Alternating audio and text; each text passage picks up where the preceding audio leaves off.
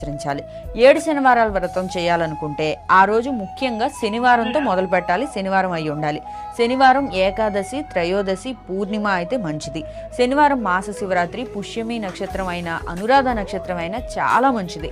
ఈ ఒక్క వ్రతం ప్రారంభానికి శ్రావణ మాసంలో మొదలు పెట్టడం లేదా ఆషాఢ మాసంలో మొదలుపెట్టి శ్రావణంలో పూర్తయ్యేలా కూడా ప్లాన్ చేసుకోవచ్చు. శ్రవణ నక్షత్రం వారైతే శ్రావణ మాసంలో ఈ వ్రతం చేసుకుంటే విశేషమైన ఫలితం ఉంటుంది. 7 శనివారాల వ్రతం నియమాలు ఏ విధంగా ఉన్నాయో ఇప్పుడు తెలుసుకుందాం. ఏ వయసు స్త్రీ పురుషులైనా ఈ వ్రతం ఆచరించవచ్చు. శనివారం తెల్లవారుజామున నిద్రలేచి తలస్నానం చేసి 7 శనివారాలు కూడా తులసిమాల ధరించి పగలు ఉపవాసం ఉండి నిద్రపోకుండా ఉండాలి.